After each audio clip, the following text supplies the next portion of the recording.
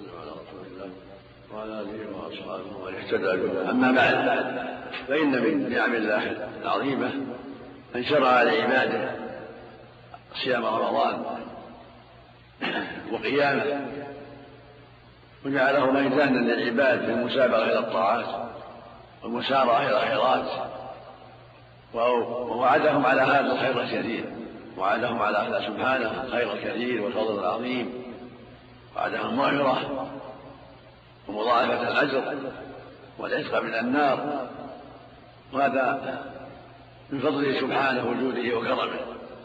وشرع لهم فيه أنواع العبادات من قراءة القرآن، التسبيح والتهليل والتكبير والاستغفار والدعاء والصدقة والأمر بالمعروف إلى غير هذا من وجوه الخير، وإن كانت مشروعة في غير رمضان لكن في رمضان يتأكد ذلك. وكان النبي صلى الله عليه وسلم كما تقدم يدارس جبرائيل القرآن في رمضان كل ليلة، قد قال الله جل وعلا: شهر رمضان الذي ينزل فيه القرآن.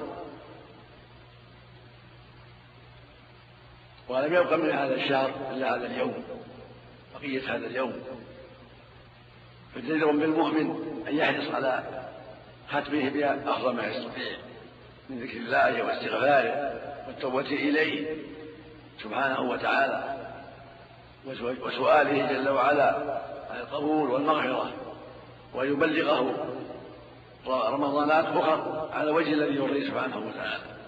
يسأل ربه أن الله يعيده عليه أعواما كثيرة في خير واستقامة وصلاح، وأن يتقبل منه هذا الشهر، وأن يجعله من أسباب المغفرة والعتق من النار. ومن كمال صيام هذا الشهر اتباعه ب6 من شوال، بقوله صلى الله عليه وسلم: من صام رمضان ثم أتبعه 6 من شوال كان كصيام الدهر. أخرجه مسلم في الصحيح.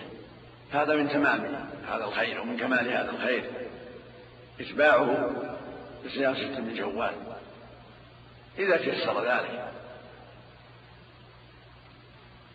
ويشرع لك يا عبد الله الصوم بجميع السنة، لا تنسى الصوم، فيه خير عظيم. حديث رواه أحمد وغيره يقول النبي لبعض الصحابة: عليك بالصوم فإنه لا بئس له. والصوم له شأن عظيم. هذه الصيام صوم جنة، الجنة من النار. وكان النبي صلى الله عليه وسلم يصوم الاثنين والخميس، ويصوم 3 أيام من كل شهر إذا تيسر له ذلك. وكان يسرد الصوم كثيرا حتى تقول لا يفطر، ويسرد الإفطار حتى يقال لا يصوم، على حسب مشاغله وفراغه عليه الصلاة والسلام. هكذا أمته يشرع لهم التأسي بالاستكثار من الصوم في بقية السنة، في صوم الاثنين والخميس، في صيام 3 أيام من كل شهر، يرجو ما عند الله من المثوبة. وأفضل الصيام بعد رمضان شهر الله المحرم عاشوراء، وأفضل الصيام في الجملة تطوع صوم يوم وفطر يوم. هذا أفضل الصيام تطوع، أن يصوم يوما ويفطر يوما. وهذا صوم داود عليه الصلاة والسلام، كان يصوم شطر الدهر، نصف الدهر، يصوم يوما ويفطر يوما. قال عبد الله بن عمرو للرسول: يا رسول الله إني أريد أفضل من ذلك. فقال النبي لعبد الله بن عمرو: لا أفضل من ذلك، لأن ليس هناك أفضل من شطر الدهر، أن يصوم يوما ويفطر يوما إذا تيسر له ذلك. أما إذا شغله ذلك عن مهمات أخرى أو طلب الرزق لا، فلا يشرع له، لابد يراعي حاجات أهله، طلب الرزق، التسبب، ولا بد أن يشغلها ما هو أهم، طلب العلم، الأمر بالمعروف أو النهي عن المنكر. الإنسان يتطوع بالتطوعات التي لا تشغله عما هو أهم منها. وهذه الكفارات تقدم غير مرة أن المراد عند اجتناب الكبائر، ينبغي الحذر من الكبائر، لأن الله يقول سبحانه: إن تجتنبوا كبائر ما تنهون نكفر عنكم سيئاتكم. فجعل التكفير مشروطا باجتناب الكبائر، وهذا يعم المؤمنين جميعا. وقال النبي صلى الله عليه وسلم: الصلوات الخمس والجمعة إلى الجمعة ورمضان إلى رمضان كفارات لما بينهن ما لم تكن الكبائر. إذا اجتنب الكبائر دل على أن الكبائر تحتاج إلى توبة، وأنها من أسباب حرمان المغفرة لمن أصر عليها.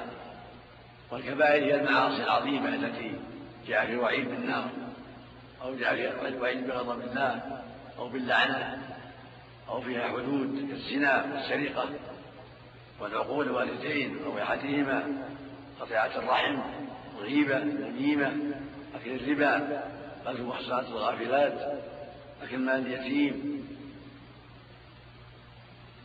إلى غير هذا من المعاصي الكبيرة يجب الحذر منها لأنها معاصي، ويجب الحذر منها أيضا لأنها من أسباب حمارك المغفرة في هذه الأعمال العظيمة.